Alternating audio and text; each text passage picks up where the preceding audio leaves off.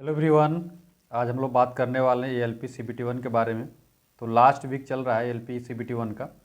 तो आज हम लोग इम्पोर्टेंट टिप्स की बात करेंगे, कौन कौन सी महत्वपूर्ण बातें होने वाली हैं वो सारी चीज़ें हम लोग देखने वाले हैं। और आज की video only for serious student, जो भी सीरियस स्टूडेंट है जो चाहते हैं एलपी सीबीटी 1 में उनका सिलेक्शन हो जाए, उन्हीं के लिए वीडियो है।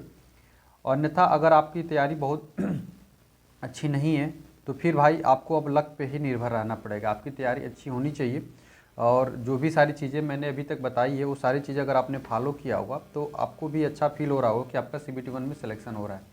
तो आइए हम लोग कुछ चीज़ें डिस्कस करने वाले हैं। तो सबसे पहले मैं बता दूं कि यदि आपकी तैयारी बहुत अच्छी नहीं है और बिल्कुल अब आप सोच रहे हैं मतलब पढ़ाई करने के लिए, तो भाई अब तो बहुत देर हो चुका है। अब आपको बिल्कुल लक पे ही निर्भर रहना पड़ेगा।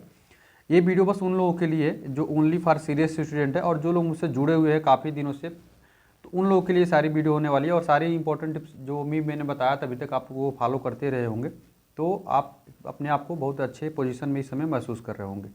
तो महत्वपूर्ण बातें हम लोग देखने वाले हैं। तो सबसे पहले मैं बता दूं कि आपको जो मॉक टेस्ट की जो मैं प्रक्रिया पहले बताता था कि आपको मॉक टेस्ट कैसे देना है, तो अगर आपने उस सारी चीज़ों को मॉक टेस्ट को एक नोट्स बना के रख लिया होगा, जो कि मैं हमेशा बोलता था कि जब आपने नोट्स मॉक टेस्ट दीजिए और आपने क्या क्या गलती किया उसका नोट्स बना लीजिए।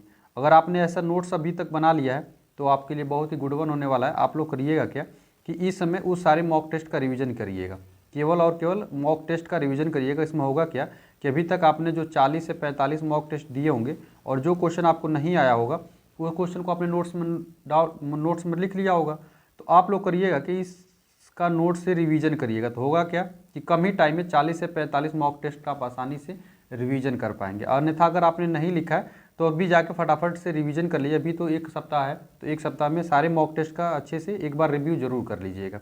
इसीलिए मैं शुरू से ही बताता था कि मॉक टेस्ट कैसे देना है और क्या क्या करना रहता है। सारी चीज़ अगर आप मुझे रेगुलर फॉलो कर रहे होंगे तो इसमें आपको आज बहुत बेनिफिशियल होने वाली जो आज बातें मैं आपको बता रहा हूँ। इसके बाद से हम बात करने वाले हैं मैथ के लिए। तो मैथ का क्या करना है आपको, मैथ में आपको देखिए इस समय आपको केवल और केवल कंसेप्ट, जो भी कंसेप्ट नए नए हैं उन पे आप लोग कंसेप्ट क्या करिएगा, कंसेप्ट का रिवीजन करिए। ठीक है, केवल और केवल क्या करिए, कंसेप्ट का रिवीजन करना है। जितने भी कॉन्सेप्ट आपके, जैसे कि परसेंटेज चैप्टर हो गया, परसेंटेज का रिवीजन कर लीजिए, CISI का रिवीजन कर लीजिए, प्रॉफिट एंड लॉस का रिवीजन कर लीजिए, वर्क एंड टाइम का रिवीजन करिए, रेलगाड़ी से संबंधित जितनी स्पीड टाइम डिस्टेंस वाली होती है उसका रिवीजन किया करिए, नंबर सिस्टम का करिए, LCM HCF का करिए। ये जो सारे चैप्टर मैं बोल रहा हूँ बहुत इंपॉर्टेंट है। इनका आपको करना क्या है कि इनका फार्मूला आपको अच्छे से याद होना चाहिए। ठीक है, फार्मूला को अच्छे से रिवीजन करते रहिए। और मेंसुरेशन 2D एंड 3D तो एकदम बढ़िया से इसका सारे फार्मूला आपको याद होना चाहिए। जैसे पेरीमीटर का फार्मूला हो गया, वॉल्यूम का फार्मूला हो गया, ठीक है, और वर्गाकार क्षेत्र के चारों तरफ का जो होता है ना क्षेत्रफल निकालने के लिए उसके इस तरीके के जो भी फार्मूले होते हैं इन सबको आपको अच्छे से याद होना चाहिए। तो ये सारी चीज़ों को आप लोग याद कर लीजिएगा थोड़ा सा, बहुत सारे इस पर सवाल आएंगे। तो मैथ का कंसेप्ट रिवीजन करिए। अब केवल आपको नया नया क्वेश्चन लगाने की ज़रूरत नहीं है, केवल आप लोग रिवीजन करिए किसका, कंसेप्ट का। और फार्मूला 2D 3D ट्रिग्नोमेट्री, उसके बाद से एलजेब्रा में जो जो इंपॉर्टेंट चीज़ें हैं उन सारी चीज़ों का आप लोग रिवीजन करते रहेंगे तो बिल्कुल आपको फ़ायदा होना। और इस टाइप के सवाल जरूर आते हैं कि x + 1/x बराबर अगर मान लीजिए 3 है तो x का क्यूब + 1/x का क्यूब की वैल्यू क्या होने वाली। या इस तरीके का भी थोड़ा सा ध्यान दीजिएगा, जैसे कि 9 फैक्टोरियल है तो 9 फैक्टोरियल डबल फैक्टोरियल हो जाएगा तो उसका क्या आंसर आएगा। तो आशा करते हैं कि इसका तो आप लोग कमेंट करके मुझे बता दीजिएगा कि आप लोग इसको कैसे कर पाते होंगे, इस कर पाते भी हैं या नहीं कर पाते। देखते हैं कितने लोग इसका आंसर सही से जवाब दे पाते हैं। ये बहुत अच्छा क्वेश्चन है रेलवे का, ऐसा आए हुए है।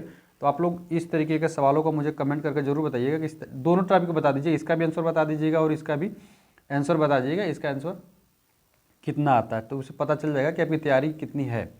उसके बाद से नहीं भी होगा तो कभी वीडियो बनाऊंगा तो उसमें आप लोग मुझे पूछ लीजिएगा तो मैं वहाँ पे बता दूंगा, या व्हाट्सएप ग्रुप में जुड़े रहेंगे तो वहाँ पे भी मैं आपको बता दूंगा। ठीक है, तो इस तरह के जो भी सवाल आते हैं उनको आपको अच्छे से रिवीजन कर लेंगे तभी आपके लिए बेनिफिशियल होगा। और सारे फार्मूले आप याद होना चाहिए, नहीं तो होगा क्या कि आपका टाइम जो है देखिए 60 मिनट जो मिलने वाला है, 60 मिनट में आपको 75 क्वेश्चन अटैम्प्ट करने हैं। 60 मिनट में 75 क्वेश्चन अटैम्प्ट करने हैं। तो आप लोग करिएगा क्या कि एकदम जैसे जैसे मैं बोलता था शुरू से सारे पेपर अटैम्प्ट करने का तरीका वगैरह मैंने सब कुछ आपको बता रखा है, तो इसमें मुझे कुछ बताने की ज़रूरत नहीं है। लेकिन फिर भी आप लोग सारे फार्मूला याद किए रहेंगे, कंसेप्ट सारे आपके रिवीजन रहेंगे तो ही का होगा कि फटाफट मैथ में सवाल होंगे और आपके आसानी से सिलेक्शन हो जाएगा। ठीक है, उसके बाद से एक चीज़ और मैं बता देता हूँ कि जो सूखे फल वाला कंसेप्ट है इसको भी आप लोग थोड़ा सा देख लीजिए। सूखे फल और ताज़े फल जो सवाल होते हैं इसको भी आप लोग थोड़ा सा रिवीजन करके जाइएगा, इससे भी जाते हैं। ताज़े फल सूखे फल नहीं होता कि सूखे फल में इतना % है पानी और ताज़े फल में इतना % पानी है, तो इस टाइप के जो सवाल आते हैं इसका भी आप लोग थोड़ा सा रिवीजन करने के बाद ही जाइएगा। बड़ा इंपॉर्टेंट आता है, इस टाइप के सवाल आते हैं। तो मैथ का तो मैंने सारी चीज़ें बता दी, इंपॉर्टेंट टिप्स क्या क्या आपको करना है और उसी हिसाब से आप लोग जाइएगा तो निश्चित तौर पे आपका सिलेक्शन हो जाएगा। उसके बाद से हम लोग बात कर लेते हैं ट्रिग्नोमेट्री का भी बेसिक पढ़ के जाइएगा। ट्रिग्नोमेट्री जो होती है, जो बताता हूँ ना ट्रिग्नोमेट्री, तो उसका भी आप लोग बेसिक पढ़ के जाइएगा। जैसे कि एक पेड़ है, उसकी ऊंचाई इतनी है, तो यहाँ से 30 डिग्री का बना हुआ है, तो इसकी कितनी दूरी होगी, तो ये सारी चीज़ें आप लोग रिवीजन करके जाइएगा, बड़ा आपका फ़ायदा होने वाला है। उसके बाद हम रीजनिंग की बात कर लें, मैथ का बता दिया, रीजनिंग की हम लोग बात कर लेते हैं। तो रीजनिंग में देखिए होता क्या है कि रीजनिंग में भी आपको नया कुछ नहीं पढ़ना है, केवल जो भी कंसेप्ट आपके हैं, अपने कंसेप्ट जो अपने नोट्स बनाए होंगे, नोट से ही केवल क्या करिए, रिवीजन करिए। और रिवीजन में आपको करना है क्या है, सबसे ज़्यादा रीजनिंग में इंपॉर्टेंट रेलवे के जो चैप्टर है उसको आप लोग देख लीजिएगा। तो सबसे इंपॉर्टेंट जो होता है वो सीटिंग अरेंजमेंट होता है, तो सीटिंग अरेंजमेंट को आप लोग पढ़िएगा। उसके बाद रैंकिंग होता है, रैंकिंग का थोड़ा सा रिवीजन करिए अच्छे से, सारे इंपॉर्टेंट फार्मूले हैं। उसके बाद से कैलेंडर बड़ा इंपॉर्टेंट है, कैलेंडर को आपको छोड़ना नहीं है। ठीक है, कैलेंडर को आप लोग पढ़िएगा। डाइस को पढ़ना है आपको, डाइस पढ़िए। उसके बाद से ब्लड रिलेशन बड़ा इंपॉर्टेंट चैप्टर होने वाला है, तो ब्लड रिलेशन को अच्छे से पढ़ के जाइएगा। ठीक है, तो ये सारे इंपॉर्टेंट चैप्टर हैं, इनको आप लोग थोड़ा सा एक बार अच्छे से कंप्लीट कर लीजिएगा। मेरा मानना है कि आपको लास्ट एक सप्ताह जो बचा है उसमें आपको केवल रिवीजन करना चाहिए, रिवीजन के सिवा और आपको कुछ नया नहीं करना है। उसके बाद रीजनिंग में सारी चीज़ आप इंपॉर्टेंट टॉपिक को खत्म कर लेंगे, और सारी चीज़ मैंने आपको ऑलरेडी पहले से बता रखा है क्या क्या इंपॉर्टेंट टॉपिक होता है, आप सारी चीज़ें आप लोगों ने पढ़ लिया होगा। उसके बाद हम लोग साइंस की बात कर लेते हैं। तो देखिए साइंस में क्या क्या इंपॉर्टेंट टॉपिक है इसको भी देख लेते हैं, और क्या इंपॉर्टेंट टिप्स इसके लिए भी। इसमें भी आपको जो भी फार्मूला है, फार्मूला आपको याद होना चाहिए। ठीक है, फार्मूला का अच्छे से आप लोग रिवीजन करिए। जो भी अब टाइम बचा है फिर नया पढ़ने की कोशिश बिल्कुल मत करिए, केवल क्या करना है आपको फार्मूला का रिवीजन करना है। और इंपॉर्टेंट चैप्टर इसमें भी क्या क्या है, ऑप्टिक्स का थोड़ा सा अच्छे से रिवीजन कर लीजिए। प्रकाश होता है ना, लाइट बोलते हैं, लाइट या लाइट जो होता है, लाइट का आपको रिवीजन करना है। उसके बाद थोड़ा साउंड के बारे में देखिएगा, साउंड के में एक फार्मूला होता है V = N लैम्डा, उसको देखिएगा। उसके बाद ये होते हैं ना आवृत्ति आवर्तकाल, ठीक है, पेंडुलम वाले जो सवाल होते हैं बड़ा इंपॉर्टेंट है, तो लिफ्ट का सवालों को रिवीजन करके थोड़ा जाइएगा, लिफ्ट रहेगा। उसके बाद से आवर्तकाल का निर्भर जो रहता है ना कि आवर्तकाल वाले जो भी सवाल रहते हैं, झूला वाले सवालों का रिवीजन करिए पीरियड। उसके बाद पेंडुलम वाले सवालों का थोड़ा सा सवाल नहीं करना है, इसमें केवल आपको रिवीजन करना है। ठीक है, उसके बाद वर्क पावर एंड एनर्जी, ये बड़ा इंपॉर्टेंट चैप्टर है, तो वर्क पावर एंड एनर्जी का जरूर आप लोग अच्छे से रिवीजन कर लीजिएगा, उसके बाद ही जाइएगा। तो ये भी थोड़ा सा अच्छा सवाल है, वर्क पावर एंड एनर्जी का, इससे सवाल आते हैं। मिनट मेजरमेंट भी थोड़ा देख लीजिएगा। मतलब मेरा ये कहने का मतलब है आप लोग थोड़ा सा अब आप केवल करिएगा जो जो इंपॉर्टेंट चैप्टर बताए उसको पहले अच्छे से खत्म करिए, उसके बाद आगे जाइए। जरा सा केमिस्ट्री में जाएंगे तो केमिस्ट्री में आपको अम्ल क्षार, एसिड बेस, अम्ल क्षार एवं लवण, ये इंपॉर्टेंट चैप्टर होने वाला। अम्ल क्षार एवं लवण पढ़ लीजिएगा, ये थोड़ा सा इंपॉर्टेंट है। उसके बाद आवर्त सारणी, इसका थोड़ा सा अच्छे से आप लोग रिवीजन करने के बाद से ही एग्जाम हॉल में जाइएगा। उसके बाद बायोलॉजी में देखेंगे तो बायोलॉजी में तो सबसे इंपॉर्टेंट चैप्टर जो होने वाला है वो तंत्र जो होता है, जो 9 तंत्र होता है, पाचन तंत्र, श्वसन तंत्र, उत्सर्जन तंत्र, उसको परिसंचरण तंत्र, उसको आप लोग पढ़ लीजिएगा। उसके बाद से पादप कोशिका जरूर पढ़ लीजिएगा, पादप कोशिका, इसको थोड़ा सा रिवीजन कर लीजिएगा अच्छे से।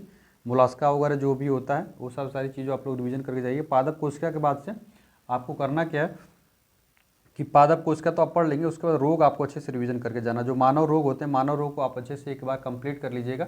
उसके बाद वर्गीकरण भी थोड़ा सा ध्यान रखिएगा, वर्गीकरण से सवाल भर के आते हैं, तो वर्गीकरण जरूर एक बार पढ़ के जाइएगा, बिना वर्गीकरण पढ़े मत जाइएगा, वर्गीकरण से सवाल अच्छे से आते हैं। तो ये सारी चीज़ें इंपॉर्टेंट टिप्स रही आपके लिए। तो देखिए आपको तो साइंस अच्छे से पढ़ के जाना है। और करंट अफेयर की भी बात करूँ लास्ट टाइम, अब हालांकि आपको करंट अफेयर के बारे में तो शुरू में ही बता रखा हूँ, करंट अफेयर के बारे में आपको बहुत ज़्यादा सीरियस नहीं लेना है, लेकिन फिर भी मैं बता दूं कि करंट अफेयर में आपको क्या क्या पढ़ के जाना है।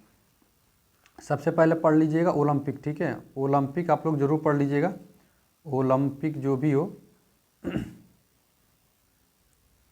ओलंपिक आप लोग 2024 का पढ़ लीजिएगा। नोबेल पुरस्कार ये आपको पढ़ के जाना है।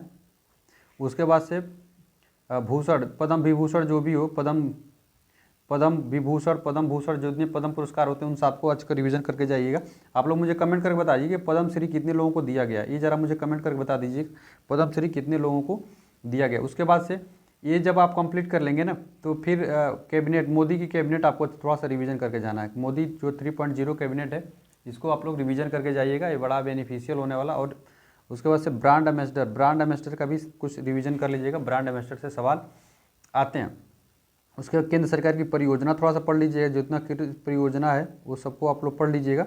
उसके बाद से थोड़ा सा बजट भी पढ़ लीजिएगा, और बजट में केवल बेसिक पढ़ना है, जो कि केवल और केवल जो कि रेलवे से संबंधित रहे, उस तरीके का जो भी बजट रहे उस तरीके सवालों को आप लोग बिल्कुल पढ़ लीजिएगा। तो आशा करते हैं इन सारी चीज़ों को आप लोग अच्छे से पढ़ के जाएंगे, और सारी चीज़ अगर पढ़ लेते हैं तो निश्चित तौर पे रेगुलर बेस पे इतना मेरा सारे टिप्स को मानते हैं, तो अगर ये टिप्स भी मानते हैं तो निश्चित तौर पे आपका CBT 1 में जो होने वाला है, CBT 1 में आपका सिलेक्शन हो जाएगा, और फिर हम लोग CBT 2 की फिर से अच्छे से तैयारी करते हैं। तो ये मेरा लास्ट इंपॉर्टेंट टिप्स था आप लोगों के लिए, ALP CBT 1 वालों के लिए। तो आप लोग अब अच्छे से तैयारी कर लीजिएगा, सारी चीज़ का रिवीजन कर लीजिएगा जैसे जैसे मैंने बताया।